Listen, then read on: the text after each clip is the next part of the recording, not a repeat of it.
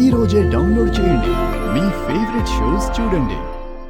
ఇట్లా పోతున్నావు అంటే ఏ లారీనో బస్సునో వచ్చి గుద్దిందనుకో నేరుగా పైకి పోతావు. నన్ను తిడుతున్నావు. దీనివల్ల నువ్వు ఎంత నష్టపోతావో నీకు అర్థం కావట్లేదు. ఓహో, చేసుండే తప్పు మళ్ళా నన్నే బెదిరిస్తా ఉండవా? ఏం చేస్తావు నువ్వు? గుడికి పోతున్నాను కాబట్టి గమ్మునే పోతా ఉన్నాను. అదే మామూలుగా ఉంటే ఇంకో లెక్క ఉండేది. వద్దు, అనవసరంగా నన్ను రెచ్చగొడితే నువ్వు నీ ఫ్యామిలీ అందరూ ఇబ్బంది పడతారు. నీ దారిని నువ్వు పో. ఎవడురా నువ్వు? ఏదో పెద్ద ఎమ్మెల్యే ఎంపీ మాదిరి మాట్లాడుతూ ఉండవు. ఏం చేస్తావు నువ్వు? ఇదిగో కాళ్ళు చేతులు ఇరిసేసి రోడ్డు పక్కన కూర్చోబెడతాను, ఏమనుకుంటావు? నేనెవరో తెలియక రెచ్చిపోతున్నావు. నువ్వు ఎవడు అయితే నాకేంద్రా? చెవులు హెడ్ ఫోన్స్ పెట్టుకొని పాటలు ఎన్నుకుంటా పోతా ఉండవు. ఏ పొద్దున గొడవ పెట్టుకుందామని వచ్చినావా? నీకంత సరదాగా ఉంటే ఏండే ఉండు, గుడికి వెళ్ళి వస్తాను, అప్పుడు చూసుకుందాం నువ్వెవరో నేనెవరు. సరేనా? ముందు రోడ్డు మీద తిన్నగా వెళ్ళడం నేర్చుకోరా. ఏదో పెద్ద పిస్తా మాదిరి మాట్లాడుతూ ఉండవు.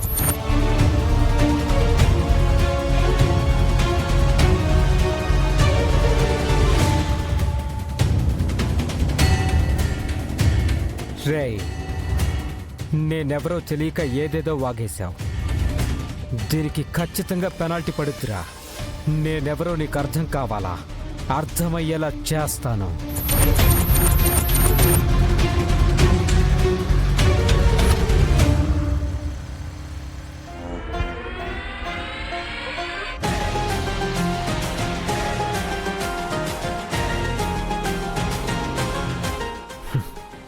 మా అత్త నా మీద పగబట్టి ఉండదే, లేనిపోని అన్నీ చేస్తుంది.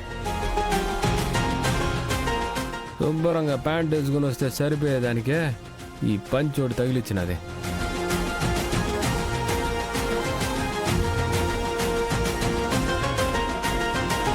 అన్నయ్య గారు, దుర్గా అమ్మా, బాగున్నావా?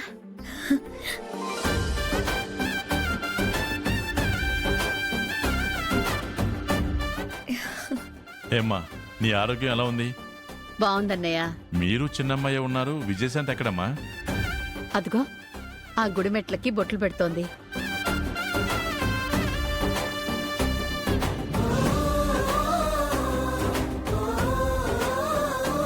మనసులో కోరిక కోరుకుంటే తీరుతుందని పంతులు గారు చెప్పారన్నయ్య. అందుకే తను కూడా ఆ మెట్లకి పసుపు కుంకాలు పెడుతోంది. అవునా? నాకు తెలిసి విజయశాంతి తనకంటూ ఏమీ కోరుకోదు. తను కష్టాల్లో పుట్టి పెరిగిన నలుగురికి సహాయపడే మనస్తత్వమే తనది. నిజంగా అలాంటి బిడ్డ ఉండటం మీ అదృష్టం అమ్మా. అవునన్నయ్య, మా అబ్బాయి మాకు దూరం అయ్యాక వాడి స్థానం తనే తీసుకుంది.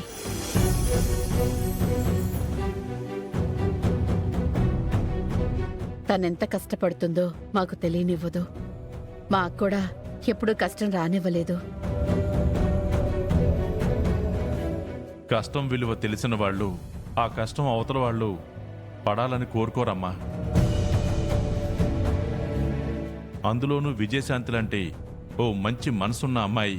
ఖచ్చితంగా ఎంత కష్టానైనా తనే మోస్తుంది, కానీ తన కష్టాన్ని నలుగురికి పంచాలని కోరుకోదు.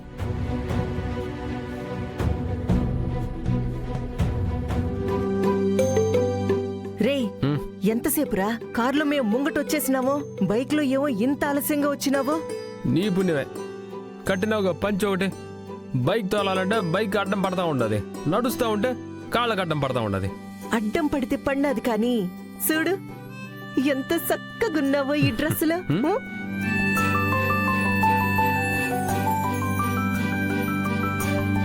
అయ్యా, ఇందాక చెప్పడం మర్చిపోయాను. ఈ ఆలయంలో ఒక విశిష్టత ఉంది.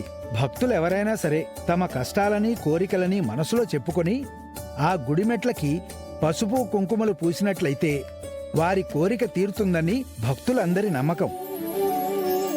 అందున కార్తీక మాసం చివరి రోజు శుక్రవారం ఈ రోజు ఇంకా దివ్యంగా ఉంటుంది. మీ వాళ్ళకెవరికైనా ఏమైనా కోరికలుంటే వెళ్ళి కోరుకోమని చెప్పండి. అలాగే పూజారి గారు.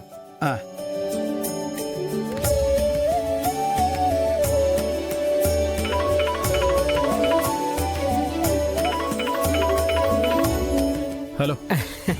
హలో, నేను నేనంటే అప్పుడే మర్చిపోయావా? హ, నా ఏటీఎం సెంటర్ అప్పుడే మర్చిపోతే ఎట్టా చెప్పు?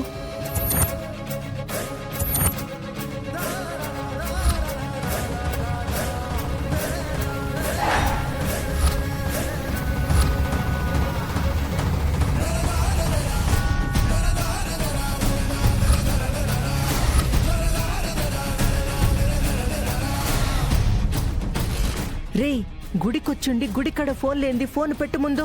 ఓ అత్త, ఒక ముఖ్యమైన ఫోను మాట్లాడొస్తాను. ఆ, త్వరగా రా. రేయ్, నువ్వా మళ్ళీ ఫోన్ చేసినావు ఇంద్రా? ఏటీఎం సెంటర్కి ఎవడైనా ఎందుకు వెళ్తాడు? డబ్బులు అవసరమైతే వెళ్తాడు. నేను నీకు కాల్ చేశానంటే కూడా అర్థం అదే. రేయ్, నిన్నగాక మొన్న కదరా ఇచ్చున్నాను, మళ్ళీ ఏంది నువ్వు? ఇదిగో, నువ్వు అడిగినప్పుడల్లా దుడ్డు ఇవ్వటం కుదరదు. ఆ మాట నువ్వు చెప్పకూడదమ్మా. ఎందుకంటే నాకు తెలిసిన విషయం చిన్నదేం కాదు. యాక్సిడెంట్ చేసి చంపేస్తే నువ్వు దాన్ని నెత్తి మీద వేసుకొని వేరే వాణ్ణి కాపాడాలనుకున్నా. అతన్ని కాపాడాలన్న కోరిక నీకున్నప్పుడు నా అవసరాలకి డబ్బులు ఇవ్వాలన్న ఆలోచన కూడా ఉండాలి కదమ్మా. నాకు ఓ 2 లక్షలు కావాలి, మర్యాదగా తెచ్చిపో. 2 లక్షలా? లక్షలు యాడ్ నుంచి వస్తాయి అనుకున్నావురా? 4 రోజులకు దూరి ఫోన్ చేసి దుడ్డు కావాలంటే కుదరదు. నీకు కుదిరిద్దో లేదో నాకెందుకు, నాకైతే కావాలి. ఇస్తావా ఇవ్వవా? హ, ఇవ్వకపోతే ఏం జరిగిద్దో తెలుసుగా. రేయ్, ఏమిరా బెదిరిస్తా ఉండవా? అడగ్గానే ఇస్తా ఉన్నాను కదా అని రోజుకో తూరి ఫోన్ చేసి దుడ్డు కావాలంటే యాడ్ నుంచి తీసుకురావాలరా? అంత దుడ్డు నా వల్ల అయితే కాదు. నువ్వేం చేసుకుంటావో చేసుకో. ఏముంటది చేసేది?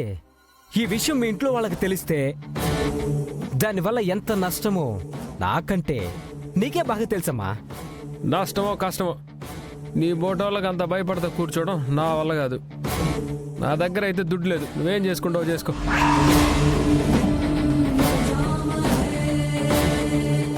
ఏం చేసుకుంటావో చేసుకోమంటాడా? నన్ను తిట్టిందే కాక నేను డబ్బు అడిగితే ఇవ్వనంటావా?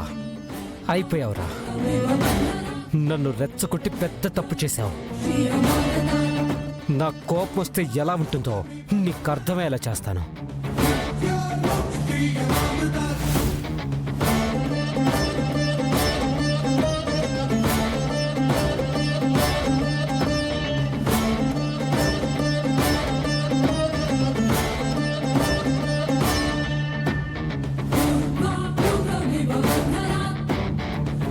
యాక్సిడెంట్ చేసి ఇద్దరి చావుకి కారణమైంది చిరంజీవి అని అందరూ అనుకుంటున్నారు. కానీ అసలు నిజం అది కాదు.